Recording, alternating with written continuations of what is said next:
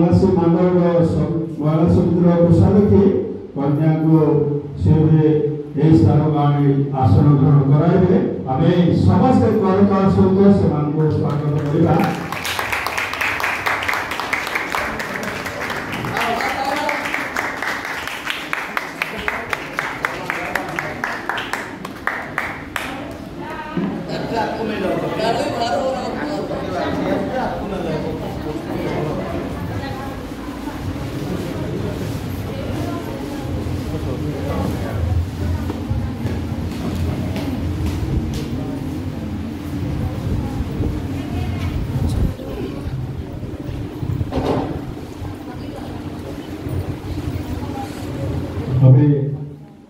वर्तमान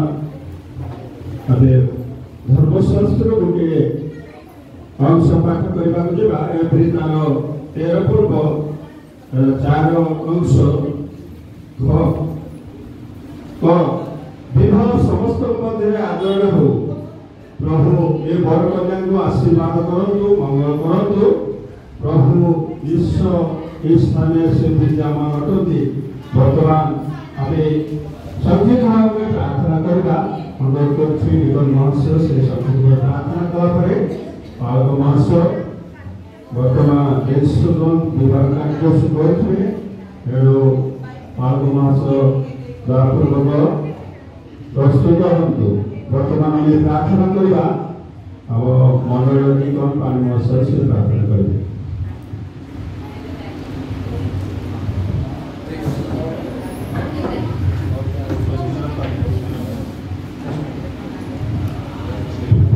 प्रार्थना करवा दयाकोरी समस्ते प्रार्थना मनोयोग दिंतु कथा नहीं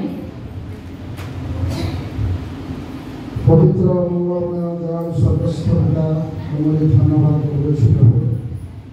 प्रभु आज कार्यक्रम तुम प्रार्थना कर प्रार्थना उत्तर स्वरूप जो तुम्हें प्रकाशित धन्यवाद करुछु प्रभु।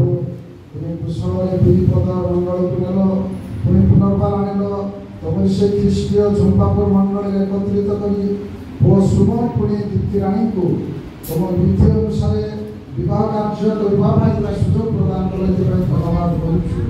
स्वर्गस्थ पिता ये सुमन पुणी दीप्ति को तुम विधि अनुसार आम विवाह कार्य करने जाऊँ ये विवाह कार्य तुम अधिष्ठित हो तुम उपस्थिति प्रत्येक को अनुभव करने दियो। वर्तमान वो सुमन पुणी दीप्ति से स्वीकार करेंगे एवं स्वामी स्त्री भाव घोषणा कर तुम नाम नहीं प्रभु से तुम्हें आशीर्वाद कर विवाह कार्य तुम्हें आशीर्वाद कर जावजीवन संगे संगे रही प्रभु तुम्हें प्रभु परिचालना कर विवाह कार्य तुम उपस्थिति तुम्हें अनुग्रह कर समस्त गौरव तुमको दे प्रियतम जीशु नाम मांगुची पिता आमेन।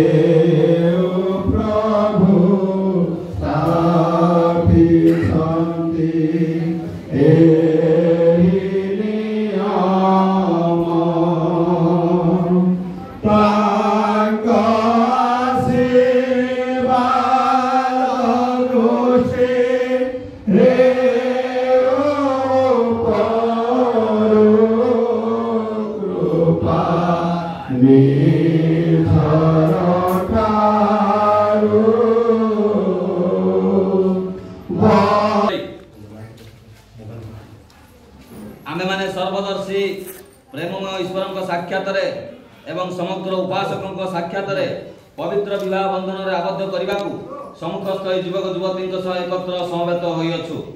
ବିବାହର ପବିତ୍ର ଅବସ୍ଥାରେ ପ୍ରବେଶ କରିବା ଉଦ୍ଦେଶ୍ୟରେ ଏହି ଯୁବକ ଯୁବତୀ ବର୍ତ୍ତମାନ ଏହି ସ୍ଥାନରେ ଉପସ୍ଥିତ ହୋଇଅଛନ୍ତି। ଅତଏବ ଏମାନଙ୍କର ପରସ୍ପର ସହିତ ବିଧିମତେ ବିବାହ ବିରୁଦ୍ଧରେ ଯେବେ କାହାରି କୌଣସି ଉପଯୁକ୍ତ ପୁଣି ନ୍ୟାୟସଙ୍ଗତ ପ୍ରତିବନ୍ଧକର କାରଣ ଥାଏ ବର୍ତ୍ତମାନ ତାହା ପ୍ରକାଶ କରନ୍ତୁ, ନଚେତ୍ ଏହା ପରେ ଚିରକାଳ ନୀରବ ରୁହନ୍ତୁ। এই বিবাহ উপরে কার কিছু আপত্তি আছে? କିଛି ଆପତ୍ତି ନାହିଁ। তাহলে বর এবং কন্যাকে মধ্যে মু পচারিবা পাই চাহে দয়াপূর্বক বর কন্যা ঠিয়া হেবে এবং সেমানে প্রকাশ করিবে। সর্ব অন্তর্যামী ঈশ্বরଙ୍କ সাক্ষাতরে মু তোমাকে পচারুছি যে তুমি দুহে বিবাহ বন্ধନରେ আবদ্ধ ହେବା বিষୟରେ যদি কেହି কৌଣସି উপযুক্ত ও ন্যায়সঙ্গত প্রতিবন্ধকর কারণ জানো তেবে বর্তমান তাহা প্রকাশ কর। বর মহাশয় এই বিবাহ উপরে তোমার কিছু আপত্তি ଅଛି? কন্যা কইবে কন্যা তোমার এই বিবাহ উপরে কিছু আপত্তি ଅଛି? তাহলে বড় মহাশয় দয়াপূর্বক কুহতু মু শ্রীমান সনু ঘণ্ট প্রতিজ্ঞা করুছি যে শ্রীমতী দীপ্তি লিমাଙ୍କ সহিত পরিণয় সূত্রে আবদ্ধ ହେବା বিষୟରେ ମୁଁ କୌଣସି ପ୍ରତିବନ୍ଧକର କାରଣ ଜାଣେ ନାହିଁ। କନ୍ୟା କରେ ମୁଁ ଶ୍ରୀମତୀ ଦୀପ୍ତି ଲିମା ପ୍ରତିଜ୍ଞା କରୁଅଛି ଯେ ଶ୍ରୀମାନ ସନୁ ଘଣ୍ଟଙ୍କ ସହିତ ପରିଣୟ ସୂତ୍ରରେ ଆବଦ୍ଧ ହେବା ବିଷୟରେ ମୁଁ କୌଣସି ପ୍ରତିବନ୍ଧକର କାରଣ ଜାଣେ ନାହିଁ। ବରକତ श्रीमान सनु घंट तुम्हें विवाह पवित्र संबंध ईश्वर मंगल विधान अनुजाई दाम्पत्य प्रेम श्रीमती दीप्ति लिमा को निजर विवाहिता स्त्री स्वरूप ग्रहण कर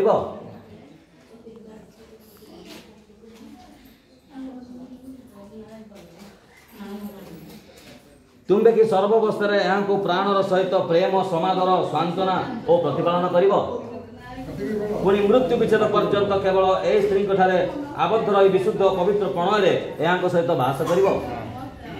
कन्या कह श्रीमती दीप्ति लिमा तुम्हें कि विवाह पवित्र बंधन ईश्वर मंगल विधान अनुजाई दाम्पत्य प्रेम श्रीमान सनु घंटम को निजर विवाहिता स्त्री स्वामी स्वरूप ग्रहण कर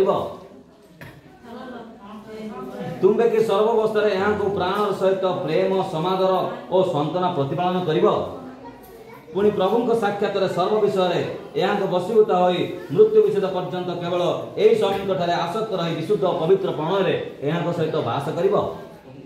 कन्या हस्त बरंकर हस्त किए समर्पण करुँच दयापूर्वक आसबे एवं समर्पण कर।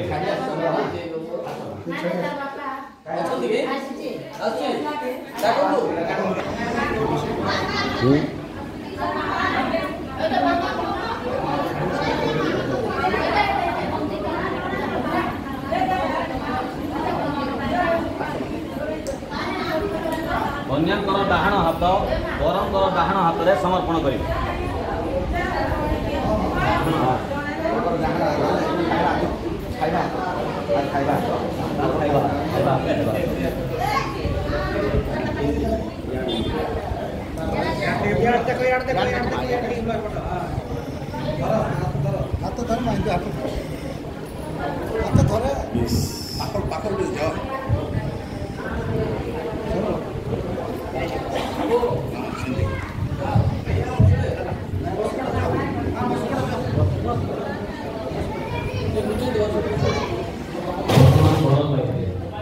समवेत मंडली साक्षात मु श्रीमान सनु घंट सर्वशक्तिमान सर्वदर्शी ईश्वर सम्मुखें और आम प्रभु यीशु कृष्ण नाम तुमको अर्थात श्रीमती दीप्ति लिमा को मोहर विवाहित स्त्री रूपे आज सुखरे दुखरे संपदे विपदे सुस्थतारे असुस्थतारे ईश्वर पवित्र विधान अनुसार आजीवन प्रेम समादर और प्रतिपालन करने को ग्रहण करुँच। प्रतिज्ञा रक्षार्थे ମୁଁ ବିଶ୍ୱାସ ସହକାରେ ହସ୍ତ ପ୍ରଦାନ ପୂର୍ବକ ତୁମକୁ ମୋହର ବାକ୍ୟର ସମ୍ମତି ଜଣାଉଅଛି। ପ୍ରଭୁ ମୋର ସହାୟ ହୁଅନ୍ତୁ। ମୋହର ହୃଦୟ ତୁମର ହେଉ ଓ ତୁମର ହୃଦୟ ମୋହର ହେଉ। ପୁଣି ଆମ ଉଭୟଙ୍କର ସମ୍ମିଳିତ ହୃଦୟ ଈଶ୍ୱରଙ୍କର ହେଉ। କନ୍ୟା ଏହି ସମବେତ ମଣ୍ଡଳୀର ସାକ୍ଷାତରେ ମୁଁ ଶ୍ରୀମତୀ ଦୀପ୍ତି ଲିମା ସର୍ବଶକ୍ତିମାନ ସର୍ବଦର୍ଶୀ